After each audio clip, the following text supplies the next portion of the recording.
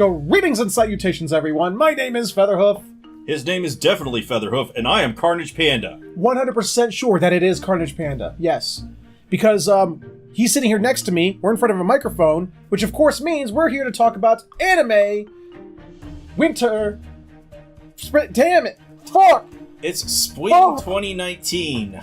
I practiced before I clicked record. I practiced, don't say winter, say spring. Don't say winter, say spring. Spring 2019. And I still screwed it up. Damn it. Am I going to cut this out? No. I'm just going to keep it. Screw it. That's good. Admit your mistakes. And never give up. And display them for the world to see. So yes, that is it. Spring 2019. A brand new batch of Aminus has descended upon us.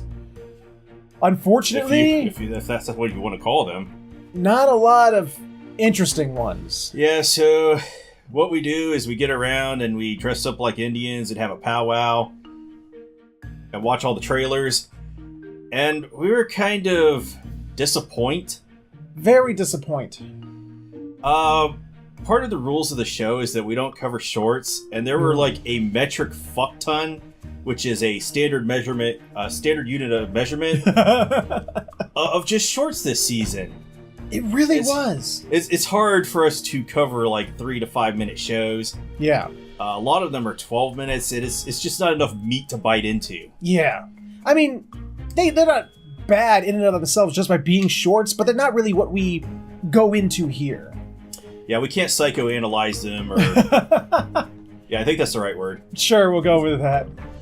But yeah, we did get a small pool. Yeah. Usually we have around 10 or so shows that we're interested in, and 10 plus. Usually it's like last season we had like 13 that we boiled down. The season before that we had another like 15, 16 that we boiled down. Usually we have a lot more that we're interested in, and we're like, we got to select around 4 to 5 out of them. But this season we got 7. And one of them was a sequel. Well, didn't even say it. Yeah, I wasn't even counting that one, so that's 8. It was actually 8 if we count that sequel.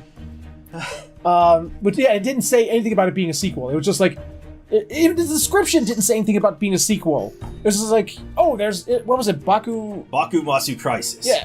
It's like, 2 samurai go to get this time control device, but someone steals it and causes havoc. And now Japan's ruled by Susanoo, and they gotta stop him and rewrite the timeline. It's like, oh, cool! And then you look at, he went and watched it, and it was just sort of like... I didn't watch it. I just looked at it, and I was like, this is a sequel. Okay. I mean, you said, I was like, okay, is it I don't want to watch it. I don't want to watch an episode that I have to watch like 12 to 13 more episodes just to well, that's the thing. It's understand what's going on. It is predicated on the idea that you need to know the character in the world. Yeah. Okay. So that's what that instantly took that one and went, oh, nope. Woo! That was out. But, yeah, we got baited hard on that one. And there were 2 other ones that we may still cover, depending on whether the 5 that we're watching pan out or not. Carol and Tuesday and... Sarazanmai? That we did that good. Holy shit. Damn. Good English. Good English, yes. Nice bird. Very nice bird. We may still cover those. We don't know because they didn't air. They haven't aired yet. Like, so we got like no break in between winter and spring, which there's usually like a 1 to 2 week break where we could just sit around and go, time to relax. Yes. Not this time. They just went, it's over? Start the next one. I have a theory on that, and well, it's not really a theory. We're going to cover it in just a moment. Okay. Well, we'll get to that. So let's go ahead, and we're going to start our list this week. Let's just jump right on into things. And this season was actually starting off with another installment of Elsewhere in Anime. And this time, it doesn't come from Panda. Well, actually, it kind of came from Panda, but he forced me to watch something on the side.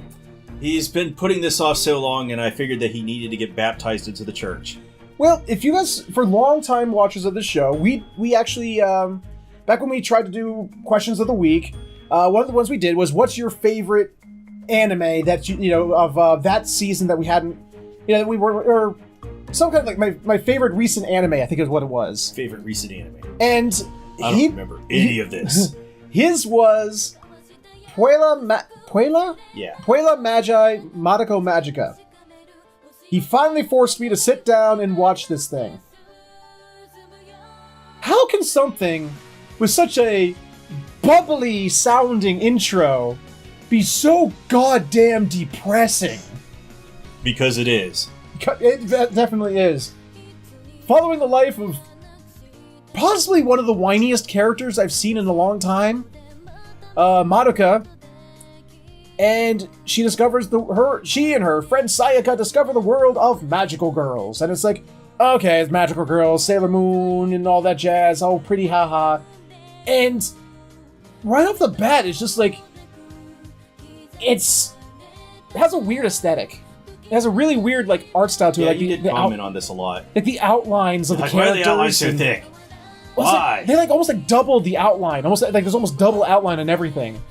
And then they go, the magical girls fight these thing called witches, and whenever they fight witches inside their labyrinths, they suddenly go into this world where it looks like the animator discovered Photoshop for the first time. And they're these weird, psychedelic, crazy things. Drugs. Lots of drugs. It is, and at first it almost feels like a by the numbers, magical girls, fighting bad guys, fighting evil by moonlight, winning love by daylight. It's, okay, cool. But then like the end of the third episode happens. Oh yes, the infamous third episode. It's just, the girls are being taught about magical girls, and they're fighting against witches by this magical girl named Mami, which I gotta applaud her on her aesthetic, because yellow is best color. Okay. That's an opinion. No, it's not. That's fact. But she's just fighting this witch, and then her whole face gets nommed. Just no more head, and a lifeless, headless torso, just body falls to the ground. So theoretically, she could have survived that. What? Yeah. How? If you didn't notice there, the reason she died is because something else happened. Oh yeah, that's right. You're right. You're right. Actually, it is a weird show where you gotta like pay the fuck attention, and then like they introduce you to concepts later that make you look back earlier and go, oh, okay. It's kind of like, what was that show we watched, Review Starlight? Yeah. Which you have to go back and rewatch it because there's things that you're going to miss the first time you watch. And now, after watching Madoka Magica, I really do believe Review Starlight decided to swipe a few ideas. Oh, why would you say that? Oh, I don't know, about a main protagonist who goes back in time multiple times to relive the same month over and over again to try and save her friends from, the fate of which the thing that they're in happens to put them through. Sounds really fucking familiar. It does, doesn't it? Maybe because this is one of those things they call influential anime. Madoka? Yes. It's definitely something. Holy fuck balls. I mean, every episode it's like, nothing good happens to these characters. Nothing? Ever. Nothing? No! Even what's supposed to feel like the conclusion at the end, it's like, they broke the cycle. Oh my god. It's still like, Jesus Christ, I'm depressed. He hasn't seen the movie yet, by the way. Yeah, he goes, we finished watching the series, and he goes, I go, why did you show me this sad? Why did you show me this sad? And he goes, you want to be sadder? It's like, no. He's like, too bad, we're going to watch the movie. Which, of course, we didn't have time for, but... Yeah, we really don't have time for it because it's a movie. Yeah, and we had to record this. We just finished watching the last two episodes before we recorded this. So, magical girls in this world exist so they can fight witches because they will eventually become witches, and when they turn into witches, they generate a shit ton of power that this alien race goes, yum, yum, yum, yum, yum, power, yum, yum, yum. Oh, I love that. I love the potential power that's just released upon when these magical girls become witches because they fell so deep into despair. Yum, yum, yum, yum, yum, yum, yum. Yeah. And to do this, they rip their souls out of their body by granting them a wish, any wish they want. And the consequence is they get their soul ripped out of their body and put into an egg or gem or whatever it is. What was it? Egg, gem? The soul gem. Soul gem. So they're literally not in their bodies no more. They're literally carrying around their selves, what they are, in the palm of their hands. And when they find this out, they kind of go a little crazy. Now, I actually... So, and the way they found that out, where Monica gets the brilliant idea to stop Sayaka from fighting, she takes her soul gem and chucks it over a bridge. Yeah, she didn't know it at the point, so... But what made me laugh is everyone turned to her like, the fuck did you just do? The fuck? Well, only one of them knew what was going on, but... Well, that's when Kyubey, the incubator, the one who grants girls the wishes and turns them into magical girls, tells her, that was your friend. That body right there? Your friend's not, that's not even your friend anymore. Your friend's that soul gem now. Now, I do find that the whole wish thing fascinating, because a lot of them don't make good wishes. No. And I actually used that as a plot point in one of my books. Oh, yeah? And this was before I was watching anime again, because I self-published the first one back in 2013, even though this show predates it by 2 years. Okay. And when I started getting back into it in 2016, this was the show that got me back into anime. So, what the plot is, what it turns out by the end, what's her name? The time travel girl? Homura. Homura? Homura Akemi. Homura Akemi has been reliving the same month over and over again to try and find a way so that Madoka will not die. She was a magical girl before her, along with Mami, and they were fighting magical girls, fighting witches, and tomato, really. But and until this mega witch comes, Valpurgisnacht. Yeah, it translates to Witch's Night. And it's so powerful, it kills them. So, Akemi then makes the wish with Kyubey, give me the power to go back and save Madoka. So, she gets time travel abilities. But every time she goes back, it's like, they basically, she fucks it up every time. Madoka still dies in every incarnation, just in a different way. She doesn't really fuck it up, it's just that she can't accomplish her goal. Because being a magical girl is suffering. Yeah. So, by design, it's suffering so that they will eventually become witches. Now, another interesting fact, and I don't know if I really take this as gospel truth, because it's one of those word of God things. Oh, the director said this, so it must be true. Okay. And if you go into academia, they're like, ha ha ha ha, the author, what the fuck does the author know? The director said that Homura had done this whole time loop thing close to 100 times. I can see that. I can definitely see that. Because so that's a couple of years. Because the way that Kyubey describes it to Madoka there at the end, where it's like, at this point, she has there's nothing for her but to keep doing this, because if she ever stops, she will just instant fall into despair and instant witchify. Like, she can't not stop. So, it's weird, like, the ending, like, basically, in this incarnation, the one that the show takes place through, Homura's goal is like, okay, I will stop Madoka from becoming a magical girl. That will alter her fate. But through most of the show, it works. She's every time she tries, it's like, well, maybe I'll make the wish now. Suddenly, it's like instantly, suddenly Homura. She's like, don't you fucking dare! Don't do it. No, bad Madoka, bad. And finally, in the end, she does make the wish. She finally does become a magical girl. But she basically makes the wish so that after she finds out the truth from Kyubey about all the magical girls throughout time and how their race, the incubator race, has influenced human society and this, that, and the other, and all the suffering all the magical girls went through, because that's just, like you said, that's just what a magical girl is by design to be suffering. And she makes the wish, give me the power to erase witches before they happen in the present, the past, and the future. I love Kyubey's with her own hands. With her own hands. And Kyubey's like, that's important. So wait, you want to become God? And she becomes magical god. She was a magical girl god. And she loses a physical form and just exists in all timeline, even to destroy herself as a witch in the distant far future where she's a dimension, like a whole galaxy-shattering monster. Well, it's like the only way she could have won. Yeah. Quote unquote, against this whole cycle of things was to become a part of natural law.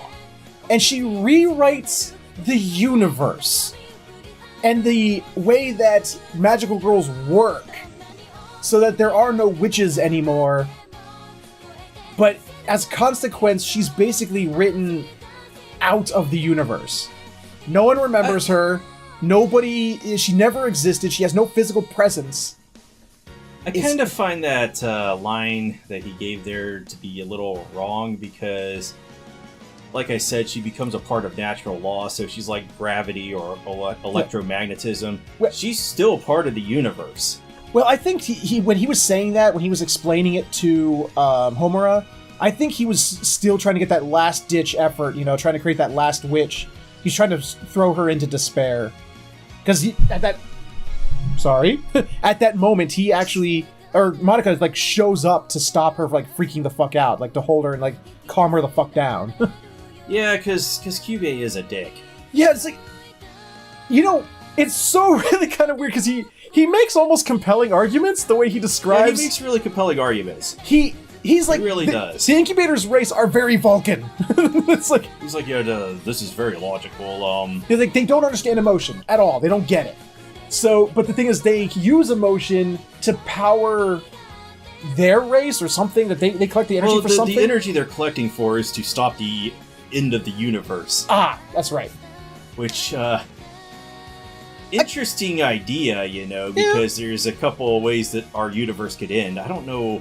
They never mention how the universe is just going to end in Kyubey's diatribe. Yeah, but assuming he's right, let's assume it's setting the world set up that as truth for them. He makes good points. I mean, he's throughout time sacrificing these few human beings to save the universe. And it's like when you boil it down on the individual level that of Monica and her friends, it's like, yes, it's very fucking depressing. Yeah, it would be. I mean, if the end of the universe comes in the kind of scenarios that scientists have predicted it, for our universe, which, the best ones are the heat death and the big rip. Right. One of them's more preferable than the other. Yeah. Heat death. Yes, absolutely, yeah. Big Rip is a bad idea. Yes. Which they found conflicting data, which they're trying to figure out right now. It's all really new science. But we're not going into the science of that. But needless to say, yeah, if they're going to stop the end of the universe, and a Big Rip scenario is what it's going to be. Yeah. Go for it, man. Yeah, you go Incubators. Go Incubators. So you can't really say that the Incubators are bad guys. They're just really incapable of understanding the emotion and the mental harm that they're inflicting on these girls. Yeah, to them, they're just like, we are saving the universe and the bajillions of living beings in it. Well, what the fuck does these girls matter next to that? Yeah, he actually compares them to, he's like, you humans keep cattle. You keep cattle and chickens and other animals that you then consume for sustenance. We're doing it to save them. We're doing the same thing, but to save the universe. What's so wrong with that? And again, it's like, he makes a point, but when you boil it down to the individual level of the people being affected, it's like, God, this is hard to watch. It's so sad. How would you stack this show up against Magical Girl Spec Ops Asuka? I think it's one of those things that, like, with Monica's power, she, erased it. Yeah, all of her suffering is gone because she just erased that show. Yes. That was so bad. Ugh. But that was let's go ahead. We're going to end this segment of Elsewhere in Actually, what score would you assign to the show? Oh, dude, I give this show a solid 10 out of 10. Okay. I mean, it is, it puts you through the ringer emotionally. If you have a fucking heart at all, it puts you through the ringer. But it's just so, I love the concepts that it throws around and plays with.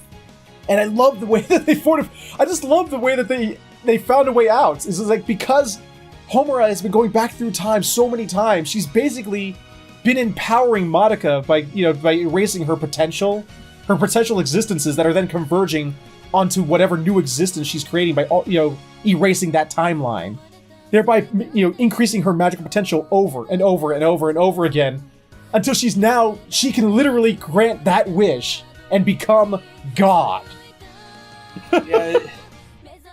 One thing that I think a lot of people that miss when they're watching this show is that there is a lot of Christian symbolism and theology within it. There is, but it's done in such a way that... Did you notice the what do they call that painting in the 11th episode when her teacher were talking? I know what you're talking about. Where God is touching the hand of... Isn't that the Sistine Chapel? I can't remember what it's called, but yeah, there's just so much in there. Like Monica's sitting there T-posing for comments.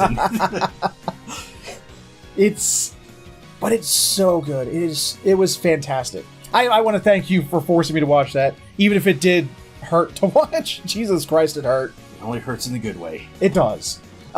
If you have a chance, watch it.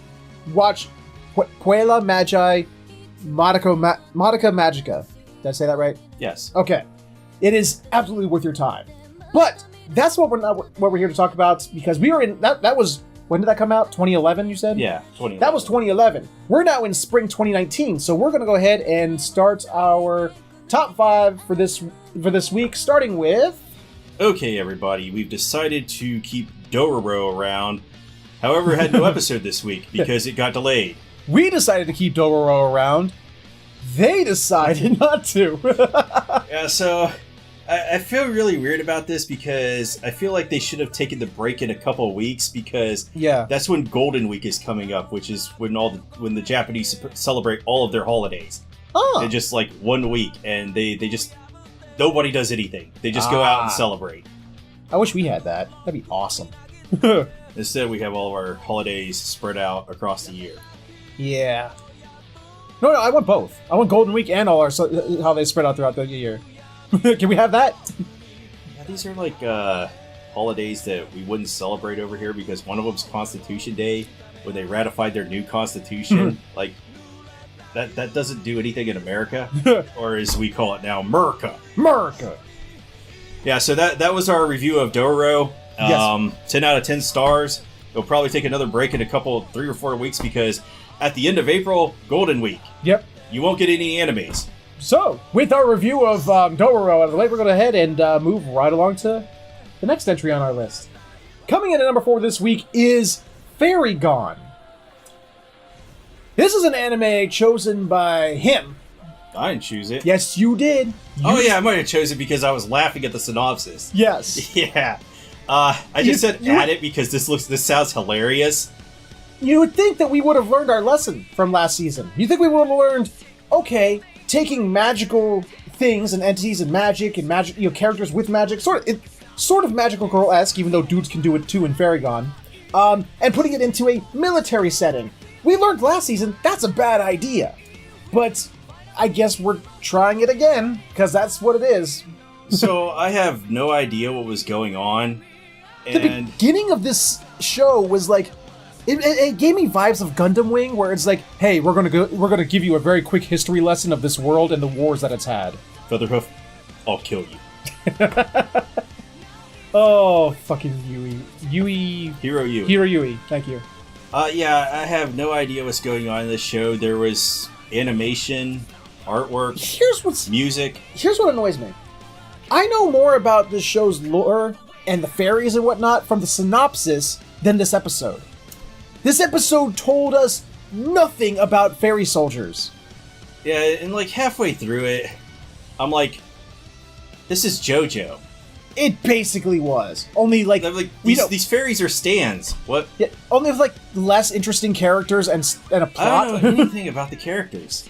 I don't either. There's like 2 girls and a dude and a dude named Free and a guy named Wolf who was blonde and walked off in the middle of a war for some reason. And then another guy lay down or lay Emperor something. Palpatine. Yeah. It's like, why are you doing this? Do it. That's a very important point. Is at the beginning of the episode, some dude asks him, "Lay down." His name is Lay Down. He's like, why are you doing this? Why are you doing this? And he's like, do it. He literally. We fucking busted up. Yeah. He apparently he came from that village and then ordered its destruction. No reason was given or background or anything, and it basically is I guess the story of these 2 girls, Veronica and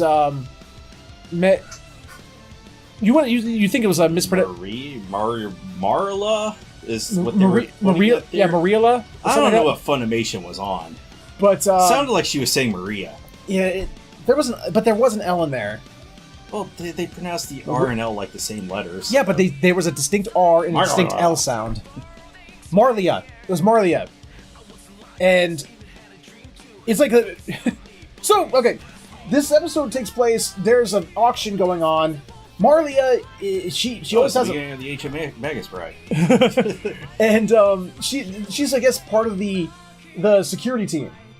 And she's approached by the head of the security, which is a guy we saw earlier during the Great Unification War, and which was a thing. He was part of the losing side of the Unification War. He probably deserved it, maybe. But they have this long exposition that really, it's like you're like, hey, I already introduced. Wait, my name is Free, but I already told you that. Like they're talking like they had a conversation before, but we never saw it. And then she's like, oh, well, my name's Mariela, or whatever the fuck I just said. And he's like, but I guess I already told you that too. It's like, what is this conversation? And then like introducing this carbuncle looking thing in a cage, and fairies. According to the synopsis, fairies go into animals. They don't tell you this in the show. I don't know why they don't tell you this in the show. Fairies go into animals, and then people then cut open those animals and take their organs and transplant them into people, and they become fairy soldiers. That's how fairy soldiers are made, and they basically have stands from JoJo's Bizarre Adventure, and they do things with them. Yeah, like in JoJo, they always present, oh, what can this guy's stand do? Yeah. And I was confused because, like, apparently she can send her fairy stand thingy. Yeah. I think we could say fairy. Into some dude, and he starts puking out ink or whatever. Well, like, she has to cut them open, and then her let's call them stands, just be an asshole. It's a stand. Her stand can go into the cuts, and then kill them from inside. The first cut is the deepest. So it's like it kills them from the inside. So or is the name of the song "Cuts Like a Knife"? I don't remember. I don't even know what you're referencing. So I'm referencing stands here because they're all named after some song or artist or whatever. So during this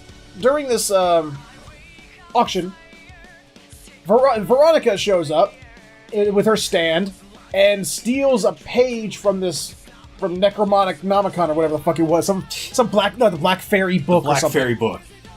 And maybe related to the Necronomicon. And the whole thing is, Free is fighting her with his stand, which is a big wolf, and it was just a lot of fighting, and was just trying to track her down and get her. And by then, what I said her name, I got it right. Marlia, blah. Marlia, yeah. Marlia. Marlia comes up and she's like, I'm just gonna Veronica. Like, Marlia, and she's trying. She's apparently. They said these one little sentences that if you miss it, you miss a lot. Like, apparently, Marlia joined the Mafia in order to try and track down Veronica. And, yeah, I guess, because you see them as little girls in the beginning of the episode, and they get separated. I guess they haven't seen each other since. Palpatine was burning down their village. Yeah. Do it! So, if what we're saying doesn't make sense, it's because watching the episode didn't make a lot of sense either. I'm trying to describe as best I can. I'm still confuzzled. Because, like I said, there's a very specific way fairy soldiers happen. It's said in the synopsis of the show.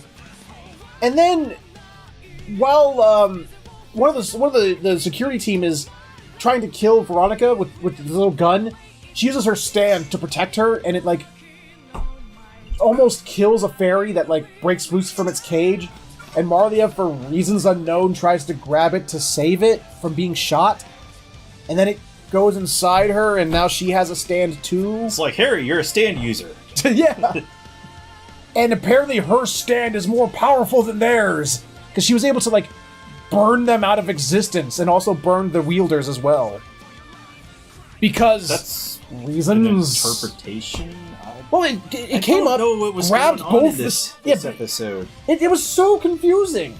Like usually, you set up your first episode to like set the world and the tone and give us some background. This gave us no background. It gave us characters we know nothing about. It even, like I said, we picked this by reading a synopsis. It gave us less information than the synopsis gave us. Yeah, so the synopsis was fucking hilarious because I couldn't get over the fact of fairies being used for battle. But I don't know what to think about this. And just based on the name of the show, it may be gone next week. It might be. Because we do have 2 other shows we're looking at. And to be perfectly honest, I mean, both of them, just after this first episode, both Carol and Tuesday and Sarazanmai already sound far more interesting, especially after seeing this first episode. So, I mean, to be perfectly honest, I have nothing else to say about this, because it doesn't really end or conclude. It just, Veronica gets away with the Necronomicon page, and then it turns out to be fake, and... Yeah, Anime Jesus goes, oh, that's a fake. I can tell just at a glance. Yeah, fake. Dude, he looks like Anime Jesus. He's got the hair like, you know, all the pictures you see in churches of what Jesus supposedly looked like. Yeah, that was fairy gone. And as far as I'm concerned, we can just move on. It can be gone. I just didn't care for it. Hopefully, we're going to watch other anime next week. This may be the only review we give of it. Because, I mean, first impressions are important. Yeah, and as far as I'm concerned, this show is a Lovecraftian horror because I cannot comprehend it. Phil from Promised Neverland's there? Yeah, I was just like watching this show and I looked over and I was like, oh, fuck, Phil! Yeah, it's just... It doesn't make... Like... characters. We know nothing about them, nor did they present us a reason why we should care. Story. What story? Chick was trying to steal a page. Succeeded. It was a fake. Okay, and... Nothing. Nothing. They spent most of this episode just breaking down, oh, there was a war between these nations. Like the first 10 minutes was like, let's you know, it's like, oh, I better be taking notes. There might be a test at the end of this. Jesus Christ. It didn't do anything for us. So, I don't know. I think we'll probably give it a fair shake. We may watch the second episode to see what we think, but I'm not thrilled to. I'm not looking for... It's not like one of those things like... Even with, when we watched Magic Girl Spec Ops Asuka, I was excited to see that second episode. I had fun with the first episode. This... I got nothing. I've never seen an anime that was so action-packed, that felt so lifeless. So... I have nothing more to add. I just... Alright, then with that, let's go ahead. Fairy Gone is done. Moving right along. The next show that we have chosen is Demon Slayer Kimetsu no Yaiba. I was mostly interested in watching this show because of the composers on it. Who are? Yuki Kajiura and Go Shiina, the guy that made the good music in Zestiria. You mean the only thing good about Tales of Zestiria? Yes! The music? Yes, it's the soundtrack. Yeah. Well, that and the armatization. Armatization was fun as fuck. I don't know about that, man. I love the armatization. But other than that game sucked. But and that's saying something. I'm a huge Tales fan. Zestiria, So even if we don't continue with this show, you could be guaranteed that the soundtrack is going to be fucking phenomenal. And in this episode, it was really good. This is going to be the best soundtrack of the season, hands down. I probably. I can't even imagine how it would fail. I mean, two fantastic composers. I mean, come on. I mean, but then again, sometimes even good composers will sometimes put out crap. It happens. Let's hope it's not this time. So tell us more about what is Demon Slayer? What do we have going on here? Apparently, there's a story about some kid and his family, and one of the most wholesome families ever. One of the most wholesome families ever. Family of wood chopping kids. It's just like it's like you ever see like those old shows like Lassie and House on the Prairie and stuff like that. You know, it's like, oh, kids, don't upset your father. Like, oh, your father's home from work. It's like, Daddy, and it's like, oh, it's so wholesome. That was the beginning of this episode, but like with Japanese and no daddy. Well, anyway, wood chopping kid has to go sell the wood he chopped. No, he chopped in charcoal. It was charcoal? Yeah, he was on charcoal. Oh. His other brother was going to go chop wood. Oh, the other brother was chopping wood? Yeah. So he's going to sell charcoal. Yes. Okay, so our coal mining kid is going to the village to sell his charcoal. Yes. And this village seemed like a pain in the ass to go through. It's like, he was like basically a little celebrity of this town. Like, everyone was like, dude, what was his name? I tried to convince him. I think it starts with a T. Like, you were... Internet, save us! You were repeating it, too. Yes. I know the sister's Nezuka, but, Tanjiro. Tanjiro's a little celebrity in this town. Apparently he could fix everything. And he has the smelling sense of Wolverine. Yeah, he has a very well-developed sense of smell. Yeah. Incredibly well-defined. And so much so that some dude, like, busts out of the building. It's like, Tanjiro, they're saying I broke this plate. Prove it wasn't me. And he goes, I smell cat. Cat. Yep. Cat did it. And apparently this is a well-known fact that he has a super smell, because the woman who was accusing the dude went, oh, okay. Yeah, it looks legit. Okay, all right, got it. Legit. Yep. And then it's like some other guy's like, Tanjiro, help me move this, all this luggage. And I was like, Tanjiro, sell me some of that charcoal. Tanjiro! He's like, Jesus Christ, going to this town has to be hell for this poor kid. Yeah, I instantly did not like the villagers because the poor kid's just coming here to sell some charcoal. Yep. And they want him to fix, like, the broken clock on the wall and move the rug and the dresser and... Wow. Yeah. Well, anyway, he sells all of his charcoal and he's going back home. And some old dude's like, you can't go home. It's too late. You can't go through the forest. There be demons out there in them woods. Demons in them woods. Yeah. It's like, one of my favorite lines that Tanjiro says, he goes, oh wait, what? So they won't come in your house then? It's like, oh no, yes, they'll come in here. Yeah.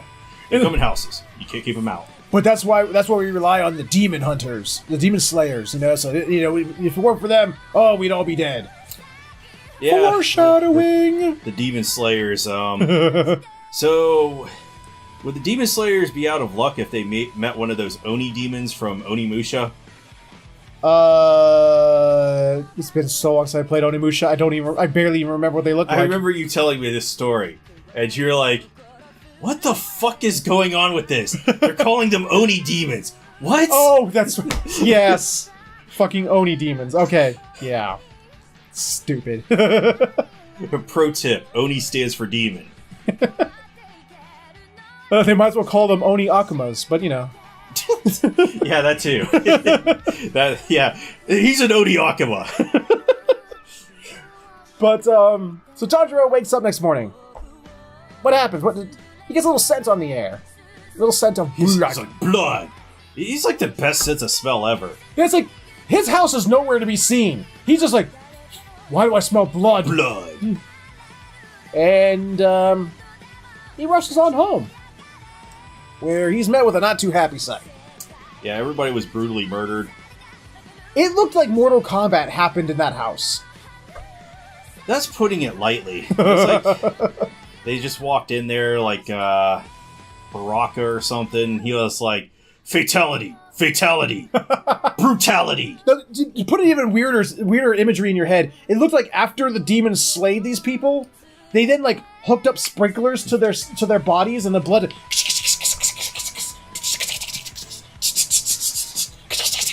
Because there's just blood everywhere. And Yeah, pretty much.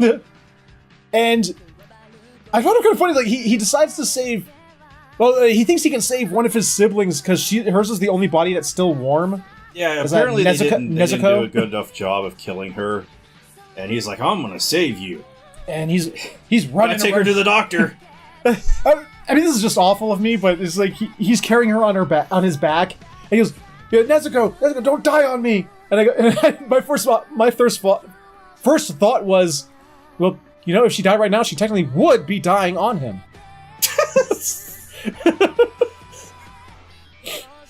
You're terrible. I know I am. I can't help it. But instead of dying, she becomes a demon. They're like, I'm a demon now. I'm an Oni demon. I'm an Akuma Oni demon. And I'm going to nom your face, brother. Oni-san or Chan or whatever. Oni-chan. Oni-chan, I'm going to nom your they're face. related by blood, so fortunately this is not going in the wrong direction. No, this is Well, this is not domestic girlfriend. No. She causes him to fall off the cliff, and I found it funny that he blamed this on the snow. He thanks the snow and then blames it on the snow. It's like, this fucking snow saved me, but caused me to fall too. Like, no, that was your sister, man. And like, Nezuko, where's Nezuko? And she's like, hi, brother, your face looks tasty. And she goes to try and eat him. And He uses his defensive axe. defensive. He's really good with that defensive axe. Defensive axe. Even better than we thought, actually. But that's going a little too far. But he's pleading with her and please don't eat me. Please don't eat. You know, like I know you're still in there, Nezuko. Please come back to me. And then he feels like teardrops on his face, and he looks at her, and she's got the evil Oni eyes, but now she's got like the sad eyebrows, and you know the sad look on her face, even though she still has the fucking axe in her mouth. What was her thought process at this point? She's like, oh, he looks so tasty, but I just can't eat him. I mean, she doesn't talk at all. She's just like, That's an accurate. Yeah, that's accurate. And Mr. Demon Slayer finally shows up. What was it? I think we probably have his name here. He was Demon Slayer. Go to slay demons. Giyu Tomioka, I believe his name was? Yep. I guess. Giyu. He comes to... I guess he's like, I will save him! I will save him from... whatever he needs saved from. Actually, it was kind of funny the way he... because Tanjiro, like, saves his sister from being slashed. Yeah. But the way he does it, he grabs her by the throat. Choke slam! He like, saved you! He saves her via choke slam.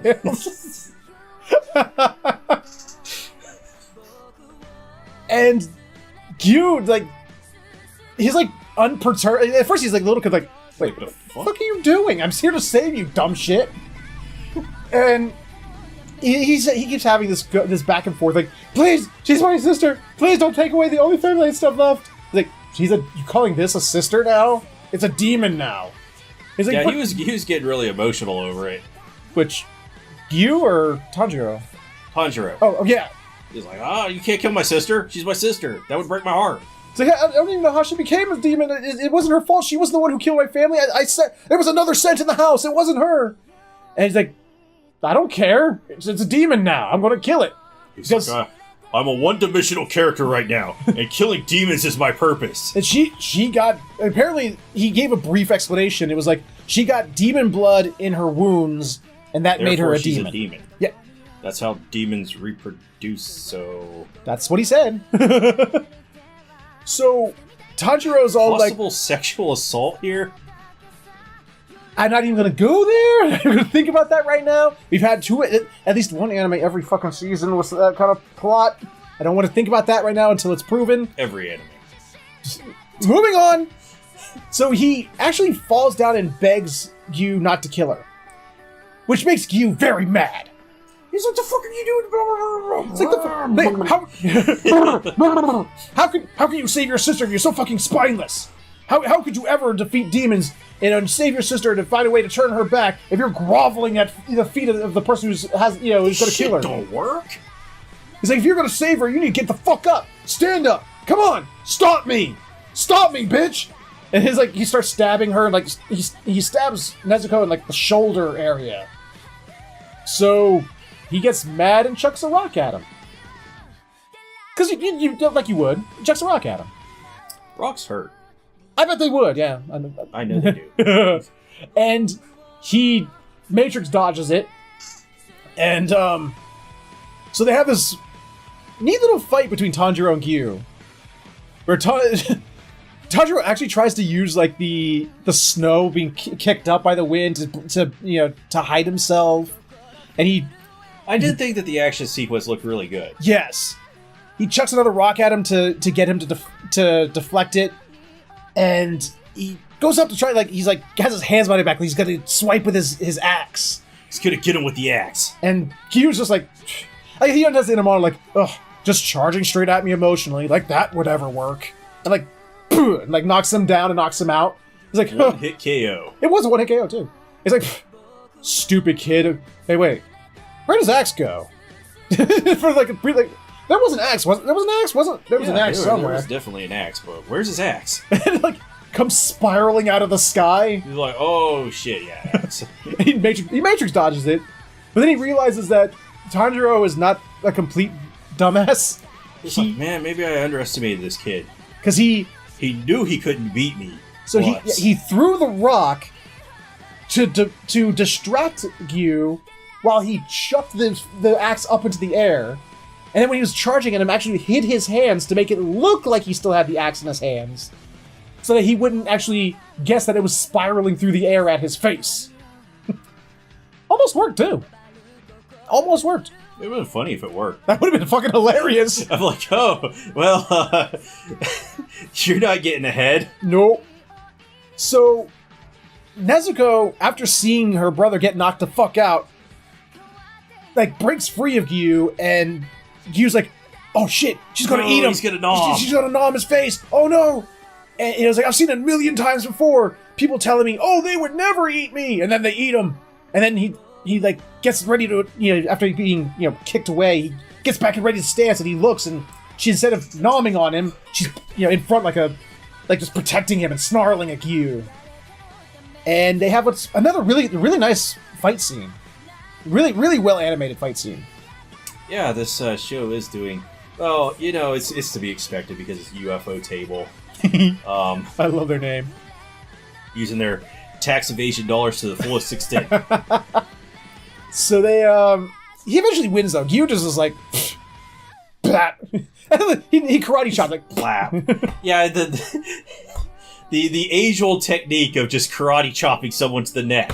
And that one hit KOs them. Complete bullshit, but okay. Whatever. And I guess he put something in her like a thing, like a bamboo in her mouth, like a halter or whatever, a bridle. They put in horses. Yeah, to keep her from nomming on people. He's like, man, she's got to be hungry, so gotta keep her from nomming. You guys might be different, so go see such and such in the such and such place. Yeah, go find such and such. Say that Tomioka sent you, and bye. And he just leaves. He literally Nightcrawler bamfs out. He literally does. Just, oh yeah, he does. He's just... And so the brother and sister, they go back. They bury their family, and they hold hands, and they run off into the direction you told them to go. End of episode. Good episode, because unlike the last thing we just talked about, or the fucking fairy gone, this episode sets up story, motivation, characters that we care about. They did everything right. And beautiful animation that, it was really well done. Yeah, the axe flying through the air that almost decapitated him, that's a literary device, like the foreshadowing and everything else it did, yeah. Really? Okay. I have a feeling like you're fucking with me because you like did this like a James Lipton little thing you did there. For I just said reason. a fucking axe flying through the air is a literary device, and you're like, really? I don't know these things. You're more of a literary person than I am. I don't fucking know. Dude, it's a fucking axe going through the air. It's not a literary device. I'm Okay. fucking with you. Okay. I'm easily. It is a literary device. I am easily fucked with. I can't help it. I'm stupid. But the ninjas. Huh? The ninjas are a literary device too. Oh, okay. Now I know. So, what did you think of this episode? I mean, I think it was brilliant. You know, I feel like we've had a huge lack of shonen battle, and I'm hoping that this is a shonen battle show. I'm gonna say the opening, but it's the first episode. First episodes of animes love to put their openings at the end. Yeah. So I think that was the opening. Showed like 30 characters, all with like different powers. So I mean, I'm interested to see if this is where it's going to go, and you know, UFO Table usually puts out some gorgeous animation, and what else did they put out? The Fate series, Fate Okay. Zero and Fate Stay Night. I think we watched something not too long ago that was UFO Table because I remember seeing their name pop up quite a bit. I think we watched something recently, like in one of these past seasons. I don't know. I don't remember. But anyway. That was so long ago. Yeah, all of last week. I mean, no, that was forever ago. But, yeah, that... I want to show the battle is what I'm saying. It does look like... I mean, watching the trailer, reading the synopsis, I was a little worried it was going to be generic. And the first episode doesn't assuage that fear in me. But I do think that it did... Like I said, unlike Fairy Gone, it hit all the points that it needs to hit, and it did it properly. Setting up the world, setting up the characters, motivations, and making us care about what's to come. I really like that word that you use. What? Especially when people misuse it and say massage. And I'm always like, what the fuck are you talking about? Assuage. Oh. Yeah, you gotta massage them. What? But, what's your thoughts on this episode? How do you feel about it going forward? I could see us watching more of this. Yeah. More so than Fairy Gone. Yeah. Which I didn't point out, but in the credits, they misspelled the studio's name in Fairy Gone, which they didn't do here. Yeah. Because they had a lot of UFO Table spam. I was pointing that out, like, UFO Table. UFO Table. Oh, no, the UFO Table. Oh man, another table by UFO. I think it was at least 12 times the UFO Table showed up in the credits. Now, there's one caveat is this show might get canceled. I don't know. What? Because the studio got accused of tax evasion. Oops. And the CEO admitted to it. Double oops. They're in a lot of trouble right now. So we're gonna watch it as long as we can, and unless it starts to suck. But I mean, or it disappears. Maybe they'll have to pay their taxes, and nothing will go wrong. Let's hope they do. Let's hope that works out and this keeps going, because I'm interested. I'm definitely interested. But that was the first episode. Unless you have any final thoughts, I have no more thoughts. then we will go ahead and move right along to the next entry in our list. Next on the list is Fruits Basket. Well, at least the remake thereof. This is an anime. I watched Tell us the original. about Fruits Basket. Well, I am. FeatherHoof is one of them. They're experts on Fruits Basket. I wouldn't say I'm an expert. My sister's an expert. Me? I watched the original anime. I learned through my sister that it had some discrepancies between the anime and the manga. Missing characters, things that were altered, problems. You know, it's sort of like, not entirely, but it's apparently, from what I've gathered, the original anime to the manga was almost like FMA to the manga. Full Metal Alchemist's original anime to the manga.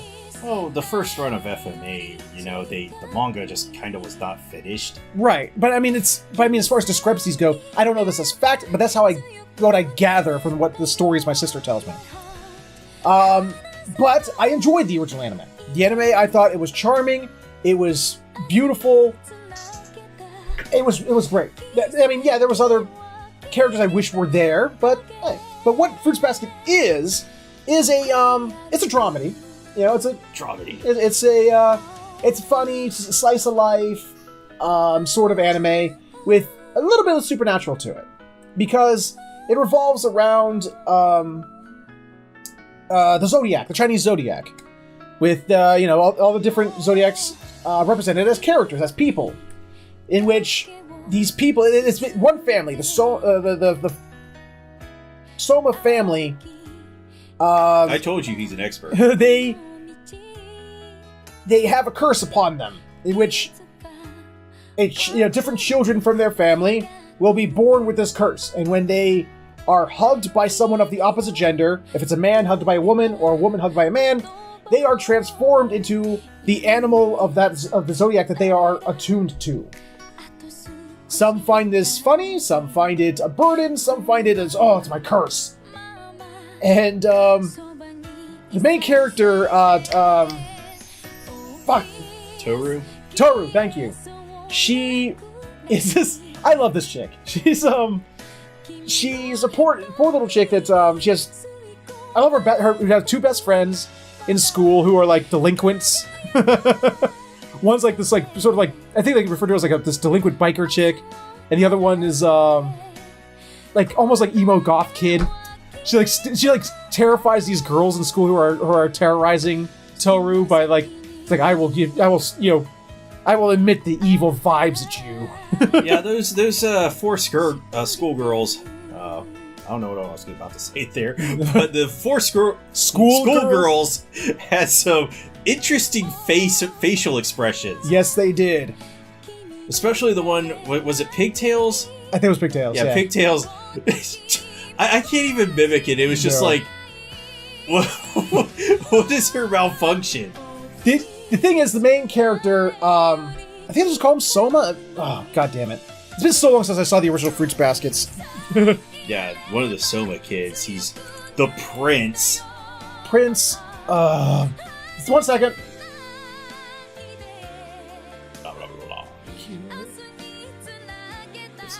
Rat, yeah. Prince Yuki, that's right. Yuki! These girls call him Prince Yuki because even though he's a freshman, he's like, oh, the most handsome boy in school, and we've formed a club around him, just admiring him. Yeah, he is one of those Bishonen boys. You know? He really is. Wow. But the story was about Toru Honda, and she has a shitty ass family. Her father died when she was 3. Her mother was struck by a car and it was in an accident and died months prior. It was a car? I was really confused there because there was just like a bunch of blood all over a sewer grate, and I was like, they said died in an accident, so I'm assuming that meant like she just was going over the curb. She tripped and fell, and she just exploded. Yeah. So she's living in a tent on Soma lands. She doesn't realize it's Soma lands, but she's living in a tent on their lands, and she's like working. Like her grandfather was supposed to keep her, and he's just sort of like so nonchalant about her existence. He's just like, our house needs to be fumigated, and so I'm going to live with one of my other dogs, your aunt, and they kind of live in a small house. You'd probably be better to see if you live. Can you stay with one of your friends instead? So instead of imposing on one of her friends, she decides to live in a tent. Down by the... No, that's a van. But you're right, it is down by a river. And she happens upon the Soma house. When she's like, oh, I didn't realize there was a house here. And she's met by Shigure and Yuki. And Yuki walks to school with her, and it's just sort of like, that's when all the girls, the Yuki Club, the Prince Yuki Club, are all like, how dare you walk to school with Prince Yuki? The gall of you! Oh! And, I will fall out of my seat if the character actually ever does that in any show. I hope it happens. But, so she starts to get to know the members of the Soma family, Shigure and Yuki, and they sort of notice her a little more. It's like, wait, why is she walking through the forest around our house? The fuck's going on? That's when they find her to go to her tent. And it's sort of like, why are you living in a tent? To which Shigure just bursts out laughing at her. Yeah, it's like, even when they get her back to the house, after they convince her to come back to the house, Yuki's talking to her, but in really small subtitles. He's going, she's gonna date. He just found that really hilarious. So it turns out she's working herself to death, unfortunately. Like, she actually is... Excellent work ethic, though. Oh, she has an excellent work ethic, but to the point where she's actually... Might as well fire the other girl she's working with. Yeah, they showed the other maid she was working with, and they're like, man, our job's so much easier now that Toru's working here. Just sit down, drink tea, and collect our wages. Yeah. And she's actually worked herself into an illness. And she's in the house, and she... like, oh, I better go to... I guess that was almost verbatim. She's like in the middle of a sentence when she does like a Jim Henson and just falls over. Only instead of Jim Henson, she didn't die. She just got really sick. So they decided to take care of her. And, it was, she was talking to them at the house, and Shigure hears a wolf howl and goes, oh shit, there was a landslide. He's like, oh man, it would suck if it was like near my tent, wouldn't it? And, oh yeah, Shigure's like, yeah, that would really suck, wouldn't it? That would really suck, man. Cut. They're at the site where her tent is, and there was a landslide that covered her tent. She's like, oh my god, my mom, she's suffocating. Okay, it's just a picture, yo. Well, she's attached to her mom. It's a sad... The thing about Fruits Basket is there's a lot of sad in it. It's a lot of comedy and like, oh, haha, but there's a lot of sad. I want to talk about this picture because as soon as I saw that picture, the first thing I thought was JoJo. And I was like... Everything goes back to JoJo with you! JoJo is so influential, though. Okay, whatever. In JoJo, they do a lot of posing. Just random poses. Yeah. And I looked at this photo and I was like, that's a JoJo pose. Well, they before they can even convince her to stop trying to dig her mom out, she sort of like collapses from illness. And they take her back to the house. They set her up in a bed and everything like that. And, Yuki's like, Shigure, can I trust you to watch her while I go dig her stuff out? And he's like, you can't do that alone.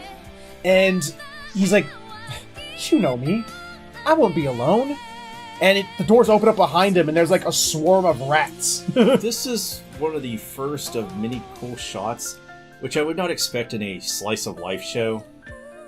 This is a really good slice of life show. Trust me. I don't want to say anything. I don't want to be that guy. The one who goes, hey, that's a man. Like one of the worst people to ever be. And I'm trying so hard not to be that guy. Is when you're watching that show and you got that friend next to you who goes, oh, hey, watch the scene, dude. Oh. Well, I didn't spoil Monica for you, but yeah, but you did. In the defense of that guy, which one, Shigure or Yuki? No, in the defense of that's a man that goes.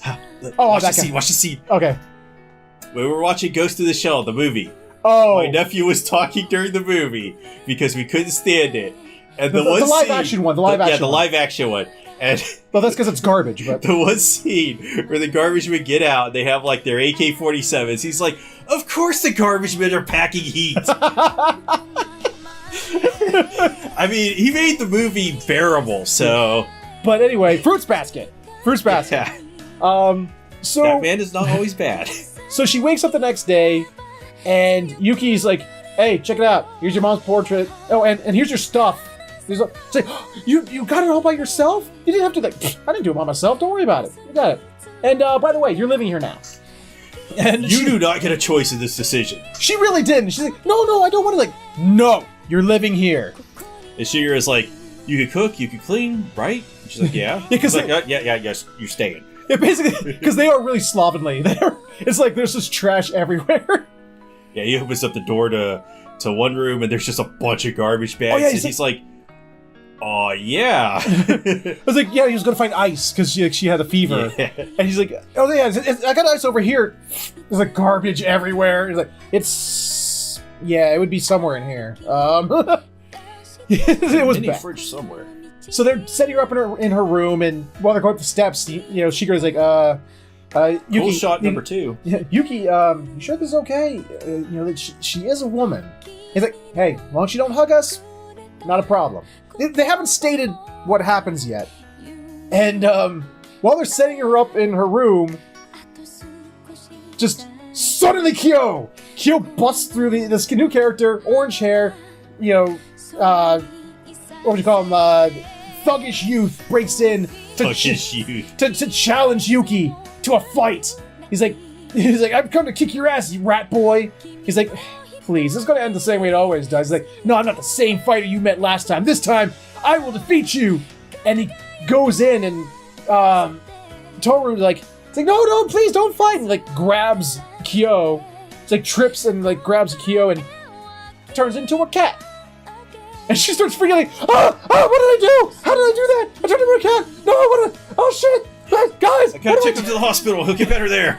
she's like, I gotta take him to the hospital. And she like tries to go over to Shigure and Yuki, and she trips on another piece of ceiling that Kyo knocked into the floor. And she bumps into both of them, and like they like try to grab her, and I guess that constitutes as a hug. Like trying to keep her from falling. Technically constitutes as a hug under the rules of this world. Article 1312.57. Because then Yuki turns into a rat, and Shigure into a dog, and she's like, the fuck's going on? The fuck? And it just cuts. So that is the consensus of the show. The Soma family has a curse on them. They turn into aminals of the Chinese zodiac when they are hugged by the opposite gender. Except the cat. Yeah, they told a story of how the rat in the Chinese zodiac, when God was going to have a tea party and invited all the animals, and the rat played a trick on the cat. He's like, the tea party is actually the day after tomorrow. So he didn't show up and got shunned by God because he didn't show up at the tea party. As an aside, I mentioned Cat, and Ebony started whining really bad. He did too. He's over there. You hear him on the other side of the door. That's my cat, by the way. So, I don't want to say a lot about the anime in general because he hasn't seen it yet. For me. But this episode, I was going to watch the original, but then I saw this was coming out, so I dropped the original, and I'm going to watch this. And he knows everything about it. Well, via his sister. Here's what I've been told. I don't know this as fact. I have heard that they are actually going to pull a Full Metal Alchemist Brotherhood on this and actually incorporate more of the manga into it. We're going to have characters that didn't show up in the original anime. There's going to be plot points rectified. First off, the animation, the art animation is vastly superior. It's actually really, really nice. Although it's a little amorphic, like everyone's really thin and tall for some reason. Like it's like you ever watch watch a show that's in widescreen, but on a full screen, so everyone's like squished, so they look really tall. That just seems like typical shoujo artwork to me. I don't know. Everyone's really thin and really tall. Like if you contrast the Sailor Moon manga versus the anime, they look totally different. So, I mean, like I said, I've never seen the manga of this. I was comparing it to the original anime from my memory of it, because I think it's been like 5 years since I've seen the original anime, so my memory is spotty at best. I don't know when it came out. I'm throwing a number out there just to say it's been a while. It's been a while, yeah. So, I could go on, but I might slip up. Tell me, what did you think of this first episode? Give me your impressions. I really enjoyed it. What did you enjoy about it? What specifically? What I mean, any plot points you were really into? The characters? Like I said, there were some interesting camera angles. I enjoyed those. You really like the staircase? I like the staircase one. I liked when they're when Shigure was talking to Yuki on the staircase, and they actually shot it above them instead of like a side view, which most anime does. Yep. A couple other shots. And the comedy got me. I really like, and it's interesting, Yes.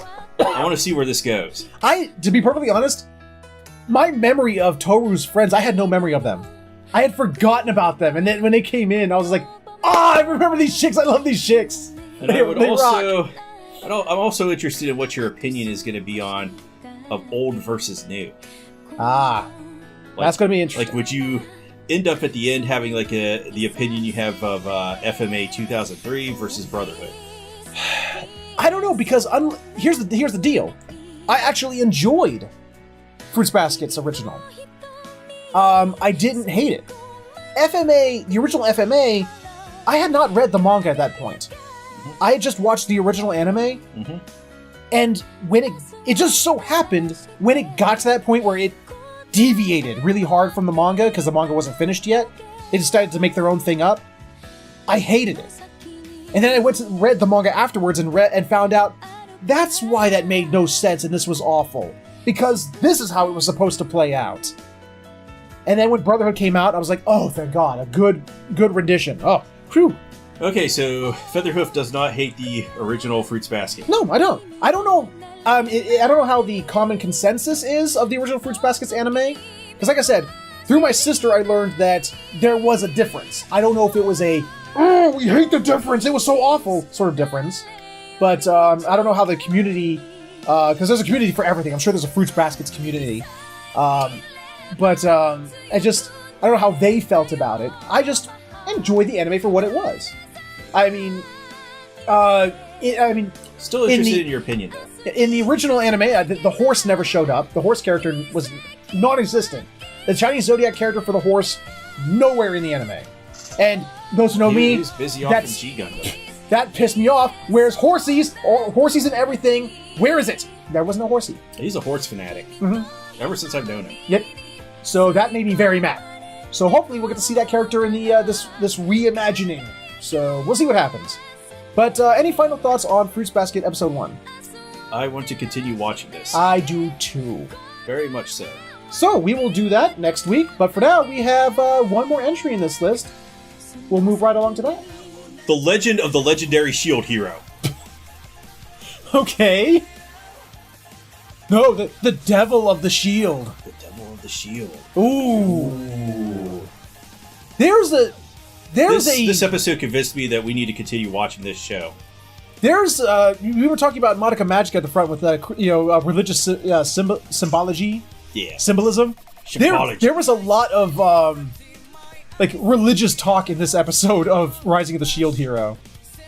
Like they really went into the opening sequence was the best opening sequence of opening sequences ever.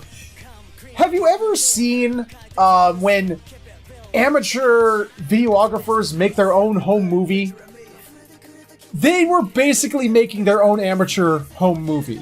I like how they tried to kill Melty, and when they failed, they went through some bad acting, and oh god, it killed me. I can't get over the one guy who just came on, like, remember episodes ago where Raftalia was like, don't worry, not for me, I'm still with you.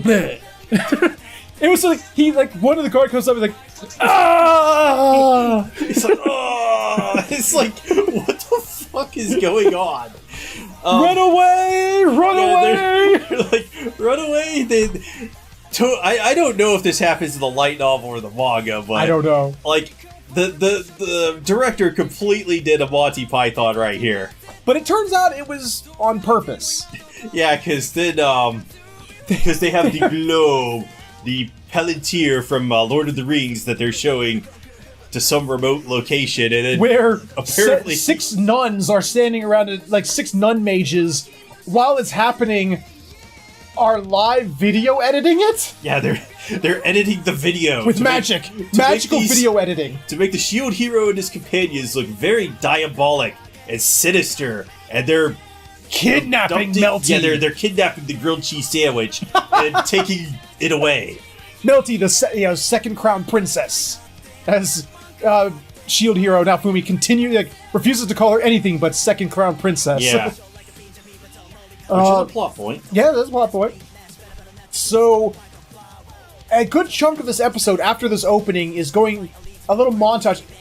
One of Shield Hero's biggest faults, Rising of the Shield Hero's faults, is every couple of episodes they have to spend 5 minutes to have a wordless montage of events to show that some passage of time or to show something happening.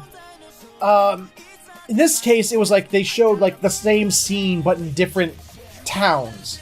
Basically, they're going from town to town across Melremark, broadcasting the edited footage of that the Devil of the Shield, as they're dubbing him, abducting poor Melty. Man. Oh.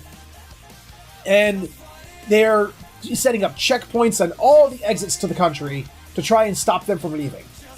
Yeah, we gotta stop these bad people. Oh, the Shield Hero is a bad man. It's a bad man. Bad man. And it's like, they talk a lot about the Church of the Three Heroes. Even though there are Four heroes. There are 4 lights!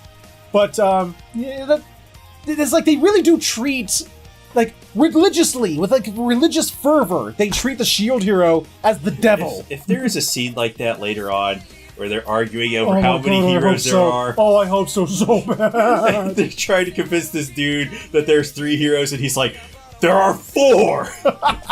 I will lose my shit. So, Melty is now part of their team. Yes. She's with them, and their plan is he gets the plan to go to Stiltskin. Because, or something to that effect. Because that's the most heavily guarded?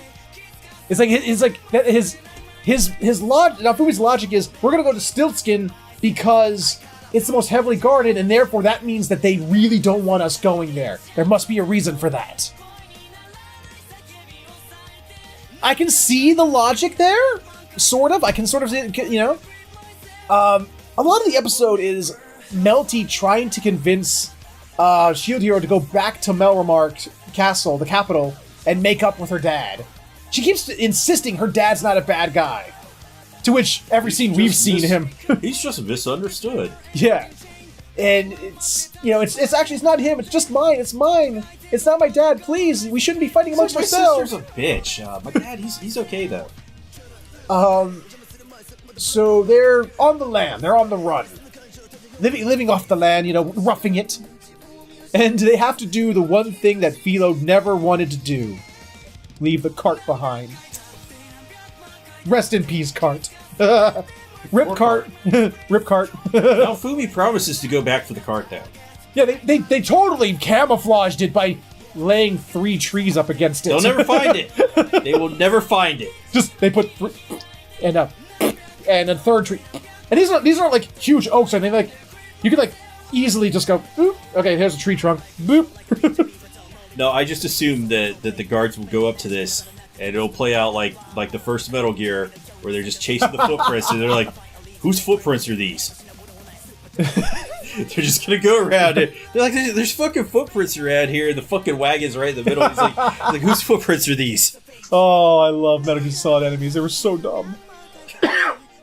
So, how to put... So they're eventually caught up to by the 3 heroes. Yeah. And they're like, now Fumi, come on, hand over the princess and turn yourself in, you bad evil man, you. Yeah, they're caught up by 2 heroes and a pedophile. Oh god, spear hero. We'll get to that. Jesus Christ, he went full anime pedophile. This guy is just fucking creepy. Like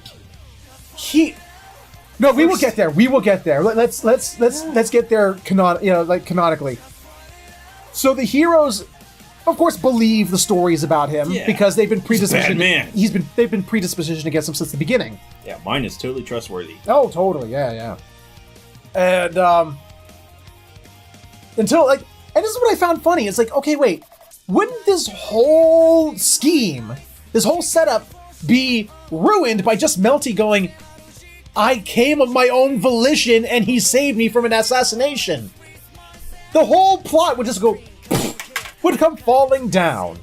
And then Melty goes to the heroes, wait, why are we fighting against each other? I asked him to protect me. I was never abducted. And they were like, oh, wait, you were never abducted? Oh. They're like, wait, okay. wait, what? Then why did they say, and in comes mine? Yeah, Mike comes up with the most ludicrous explanation. Please, go ahead, tell them. That now Fumi has a hypnotic shield that he can just brainwash anybody with. By talking at them.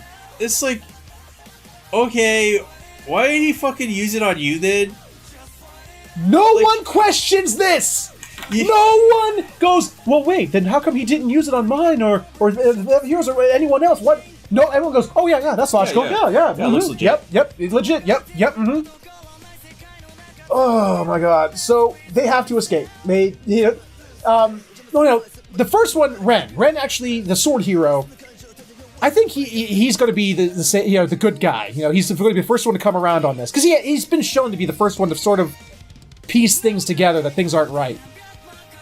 He goes, okay, look, Shield Hero, look. Just if everything you say is true, release mine. And then it'll show that it's all good. We're all good in the hood. No problem. I don't know why she doesn't say this out loud. She whispers it. Melty whispers it to Naofumi. If I go, I will die. That she will kill me. Don't make me go over there. And Naofumi has that look on his face, like it's sort of like determined, but at the same time almost like, why does this keep happening to me? Damn it! So then he goes, no, not gonna happen. I'm afraid I can't allow that. So they hatch a plan. Hatch a plan. Literally. Where... By using a chicken. Yep. They have Philo transform. You're so funny. Thank you. They have Philo transform into her fat chocobo self. Upside down chicken. Upside down chicken. Yes. They get on her and they fly out of there. They do this acrobats. This like major acrobat to get on this other like stone bridge that's like sort of adjacent to them. The chicken can fly upside down. Flew upside down. Yeah. But then our spear hero pedophile, he actually went to alchemists to create an ankle chain. An ankle, what's the thing, the ankle bracelet that the cops put on your legs so that you don't... When you're under house arrest, oh my god. Yeah, to sap her of her strength and powers and force her into her child form so that she can't transform. He doesn't like the chicken form. He then proceeds to get the pedophile grin on his face with the grabby hands. His fucking... The way he saunters over there, I was like... It's like, oh this guy's up to no good. And he begins to start fondling her and grabbing her. He's like, you're just so good. My cute little angel. Now you can be an angel forever. I made that bracelet specially for you, so you'll always be my cute little angel. It's like, whoa, we need an adult. We need an adult. We don't need an adult. We need some cops. Well, they were there, but they were on their side. They were bad cops because they were bad CG. They were too. So, Melty actually sends a warning shot with a water blade spell right across Spear Hero's ear. And then Melty and Mine sort of have a little fire on water magic battle a little bit, which Shield Hero protects her from. And then he sends Raftalia off.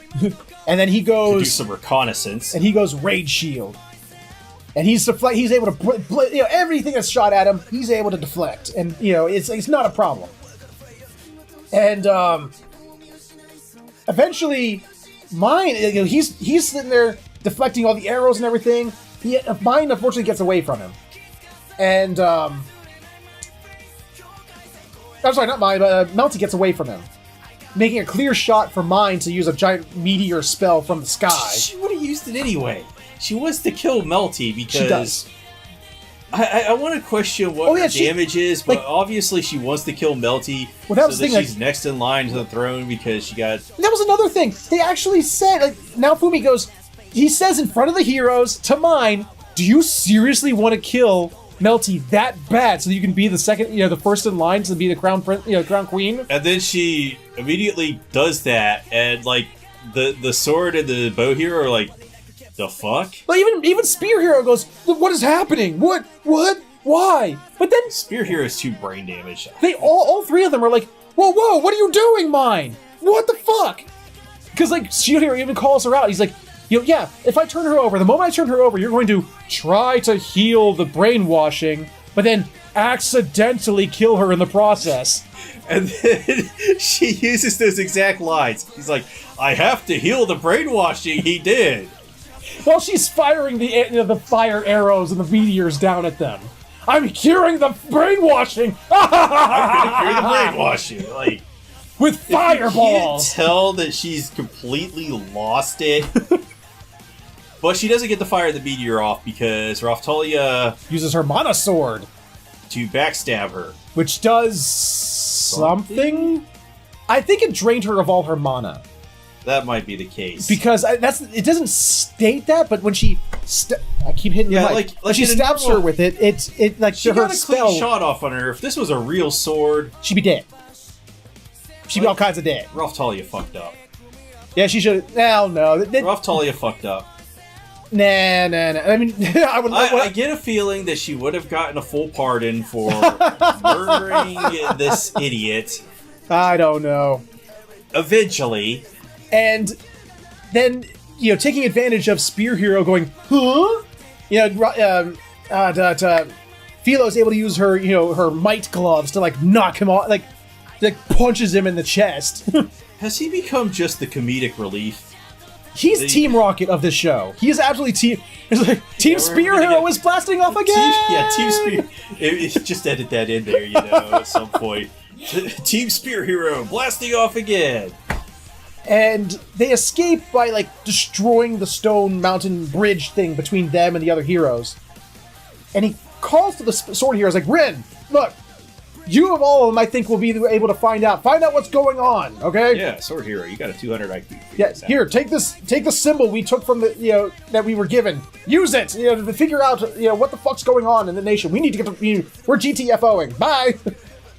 And, yeah, then the episode sort of ends with them at a campfire, and Melty is not too happy that Nafumi refuses to call her by her name. Yeah. To which just call me by my name. I'm not Second Princess. Second Crown Princess. Second Crown Princess. And he goes, "You call me Shield Hero." So? It's okay, I'll call you now, Fumi, but you gotta call me Melty. Okay, so you want me to call you Melty? He goes, one more time. What? You gotta say it again. Melty. He's good, and don't forget it. To which Reptalia is none too happy. So I wonder, she's what they're on first name basis already. Oh! What kind of cheese is Melty made out of? Is she mozzarella or blue cheese? Terrible. She's covered in her hair is blue. Her outfit's blue. She shoots water magic. That's whatever. Okay, she's we're done. Blue cheese. We're done. She's blue cheese. Blue cheese has ruined everything. Well, blue cheese does ruin everything. Blue cheese is gross. But that was the end of this episode of Rising of the Shield Hero. Definitely the best this week. I might say that we might be biased because we already have a pre-existing knowledge of the world and characters and the world, and what's going on. So of course we may love it more than the stuff that's new this season. But well, we also had very slim pickings as well. That's also true. One of the shows we might not even get to watch, and yeah. One we may actually just flip the finger at. One we're just really confused about. But I did really like this episode because I like that they're kind of going... they almost sort of softened a little bit on, the Shield Hero hate. And that was Hero hate. It was sort of nuh-uh, he's a bad man. The towns were starting to love him. He was doing all as good as the hero of the Heavenly Fowl or whatever it was. Savior of the Heavenly Fowl. Some places do like him, but now he has to combat that narrative that he's a kidnapping son of a bitch that grins evilly and goes all I mean, it's going to be interesting to see how they work that, because their original plan to leave to go to Stiltskin is waylaid because one of Melty's ninjas shows up. The Queen's ninja shows up. It was the one that the lady that he met in the last episode. Mm-hmm. And she's like, "You need to go talk to the Queen." He's like, "What will that afford me?" He's like, "You'll find out when you go meet the Queen." He's like, "That's in the exact opposite direction of where we wanted to go." Damn it, I guess we're still in this country for a little while longer. Okay. Yeah, he really needs to get those class upgrades, but now he's got to take a detour. And meanwhile, mine just psychotically is setting fire to forests because... This is the exact reason that her mother was like, "Who should be my heir? And she turned to mine, and she's like, nope. And, so, we're gonna see. Hopefully we'll get to figure out why exactly the queen is stuck wherever she is. Under, armed guard with a million dudes with muskets. Yeah. And, they haven't explained that part at all. Yep, and what's going to happen to him when the Shield Hero gets there. But the thing is, what kind of makes me laugh a little bit, and this is if I was going to be evil, right? If I was going to form a plan to kill the Shield Hero, right? You would have killed him. Well, yeah, I would have. But, I mean, here's the thing. You don't need to chase him. At all. Mine is part of Spear Hero's party, right?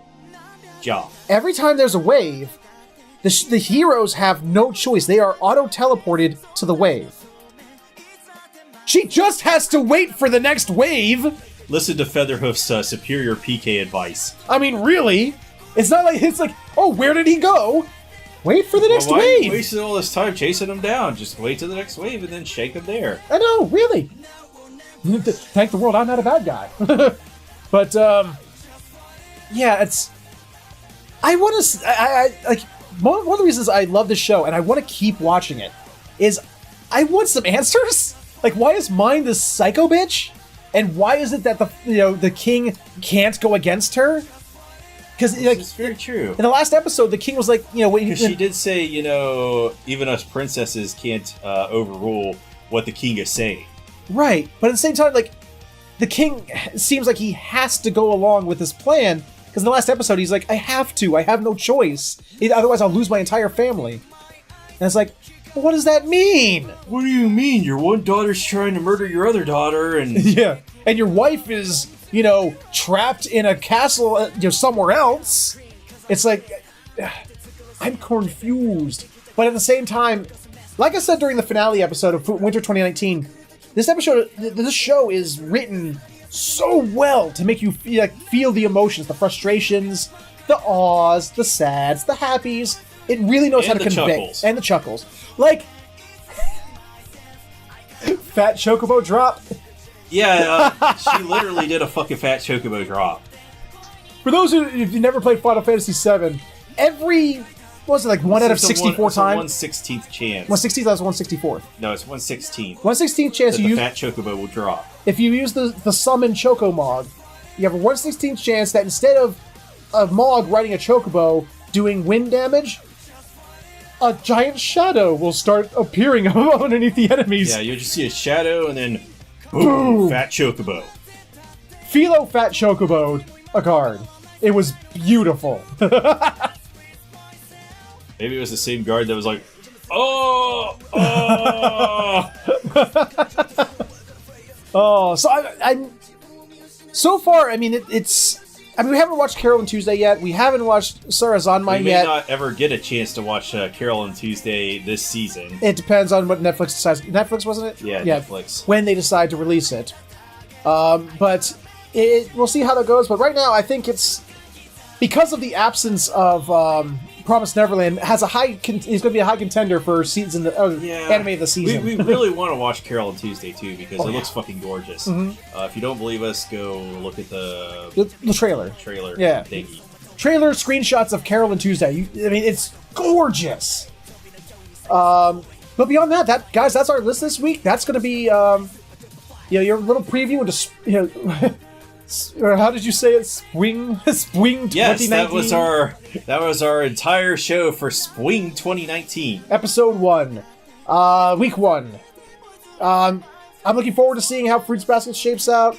Demon Slayer looks like it has potential to be a decent shonen battle.